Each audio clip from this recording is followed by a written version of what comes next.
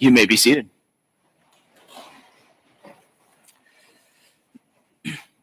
Our text for today falls within a series of parables that Jesus shares with his disciples about the end times. And Jesus not only teaches about what the last day will be like, but how it also connects to our walk with him now. Our parable today gives us four characters. We have a master and three servants. And as the master departs for a long journey, he leaves each of them with a percentage of his wealth. And it's based on their ability to manage it. So three servants, but those three fall into two categories. We have the faithful servants, and then the third unfaithful servant. And what we're going to do this morning is we're going to examine the beliefs, the attitudes, and habits of a faithful servant along with an unfaithful one. And we will do so through entering the minds of the second and third servant in our parable. And the time is about right after the master left and has yet to return. So let's begin with the unfaithful servant, the third one. 1 talent. 1 talent? That's it? Maybe my master has forgotten, but we have been serving his family now for over 6 generations. My father and his father and his father and his father and even his father have been faithfully taking care of his house. Once he even entrusted my father with his entire estate when he went on a 2-month business trip. My father, he faithfully cared for all of it. So well, in fact, that our master returned home and found 2 more servants ready to care for the house. Apparently, these 2 had met my father in the marketplace and heard about the goodness of our master. They saw kindness. They saw authenticity in my father. They saw in him a reflection of who our master is. Well, at least who I thought he is. You see, if my master were good, why would he even allow these lowlifes to set foot across the threshold of his house, especially after what they've done? Get this, the servant that received the 2 talents, he's a thief. He used to steal food from the very marketplace my father met him in. And even though he was caught the first time, the kid went back to it. In fact, he told me he was eyeing some grapes before he accidentally bumped into my father. Apparently, Dad didn't look down on him as most people did. They all knew who he was and that he was a thief. Instead, Dad put his arm out to help the thief up and even met him with a smile. I don't know what Dad was thinking. You see, I respected my father. I respected him and showed him honor till the day he died. But I don't know what went through his mind when he decided to buy fruit for that thief. Dad was already in danger with that kid by his side, but then he foolishly put himself and his master's money at risk when he asked the boy to follow him to the food stand and bought him those grapes. Now, any reasonable master would punish his servant for spending money on a thief. You'd think that, but not my master. After our master came home and Dad told the master what he did for the boy, you know what my master did? He commended my dad. He showed him honor and even threw a celebration for this boy who had since renounced his life of stealing. I never got a celebration like that, and I've never stolen a thing in my life. But here's the worst part. Guess who is now sent to the marketplace to buy food? Him, the thief. Now he claims he hasn't stolen anything since the day he met my dad. I don't believe him. If anything, I should be trusted with this task. At least I know how to treat criminals and would never let my master's wealth be used on such a person. So the fact that my master left the thief with twice as much wealth as me is foolish, but that's not the most foolish thing my master's done. How about the other servant, the one who got the 5 talents? He's a traitor. You see, both of us are cousins. I don't see him that way anymore. We used to be best buds. As kids, we would play together all the time when our chores were finished.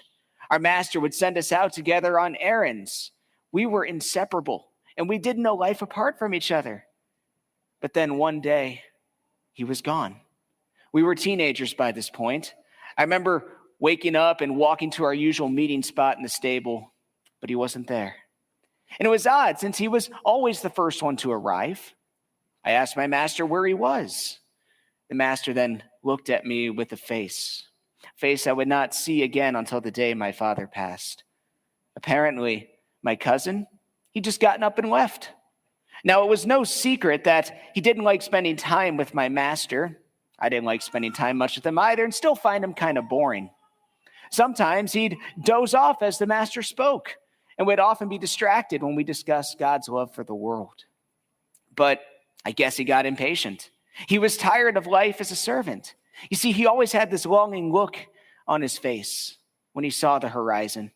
He knew there was a bigger world out there and believed it had more good for him than our master. Well, a few years later, he found my father in the marketplace. Well, actually, Dad found him. He wore a robe, a once nice robe, now covered in dirt. He was bruised, malnourished, his hand sticking out, hoping for a coin to land in it. Apparently, he saw my father, but he was too ashamed to be seen by him and tried to hide himself. Well, my father, in all his foolishness, brought him back to the house, and guess what my master did for him? You know what he did? He also threw him a celebration. And even though my cousin was so glad to see me again, anyone can understand why I didn't feel the same way back. He didn't even say goodbye to me when I left. He didn't try and reach out to me, send me letters. And it sounds like he made a lot of poor choices after that. Well, how dare my master let a traitor back into the house? Sure, he's apologized to me for all these things, but that's not enough. Thieves and traitors, they don't deserve forgiveness, period. So why on earth would a foolish master like mine give over half his wealth, over half, to such a person like this? Well, that's why I'm done.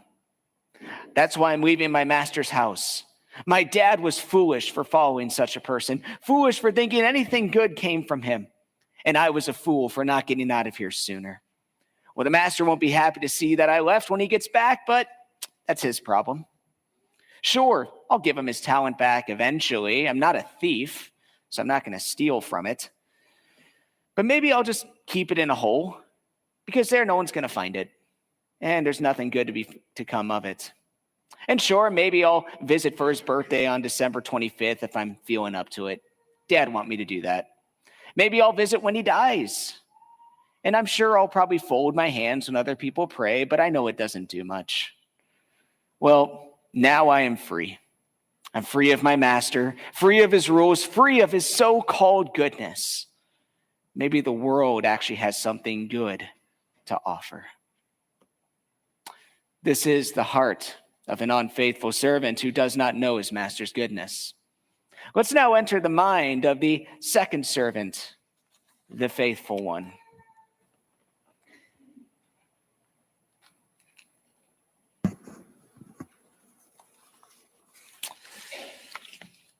Two talents.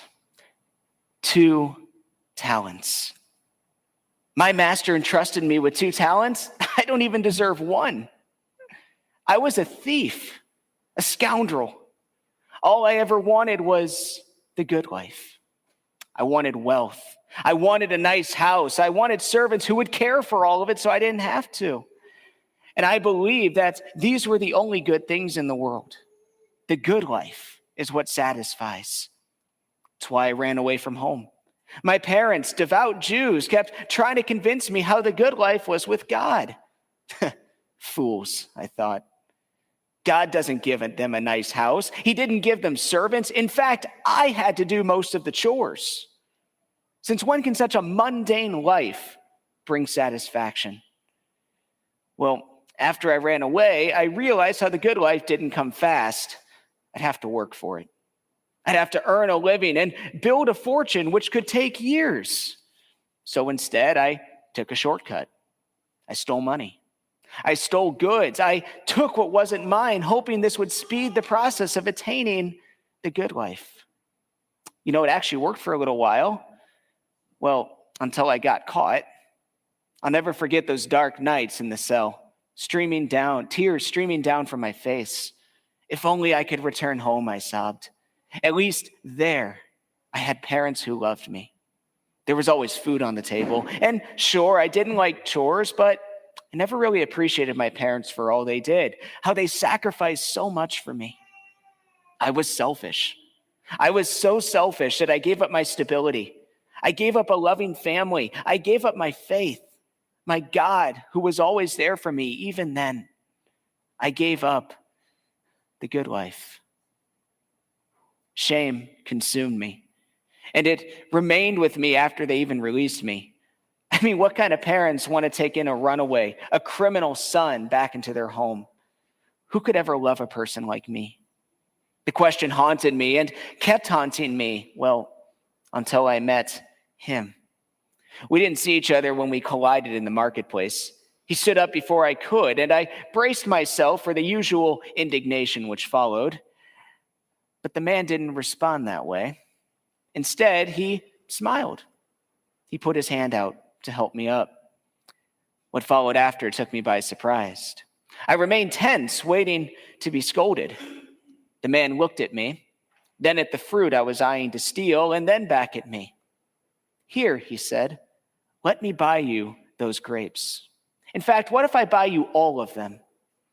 I stood dumbstruck. He beckoned me to follow, and before I knew it, a whole basket of grapes was placed in my hands, purchased and not stolen. For the first time in years, I felt something I had not experienced since before I ran away. I felt loved. Loved by a total stranger. In disbelief, I asked why he would help out someone like me. He chuckled and he told me about his master. He said his master was forgiving. His master cares for all people and is even willing to lay down all of his wealth, all of his possessions, and even his very life for the sake of one person. Still in disbelief, I agreed to follow the man back to the master's house. I mean, I had nothing to do better anyways, and at least now I had a bowl full of grapes to fill my stomach. As the house first came into view from a distance, I noticed a man standing there. "That's the master," said the servant. "He came out to greet us." As we came up to the front gate, the servant told the master all that had happened in the marketplace and how he met me. The master then looked over at me and slowly approached. I didn't know what to say, what to think. There was something about him which made me feel unworthy to be in his presence. But he greeted me with a smile, the same smile I received in the marketplace. "Welcome," he said. "I've been expecting you. My Father in heaven told me you would come, and I've since been praying for you. I have looked forward to this day, and now you are here. All that is mine is yours, and you will be a servant in my house. Enter into the joy of your master." I haven't looked back since then. I haven't because I know, I believe I am loved. I am loved. I kept chasing after the world, hoping it would bring me lasting happiness, but what I really wanted, what I needed was him. I needed to be loved by him. And I am. I love spending time with my master.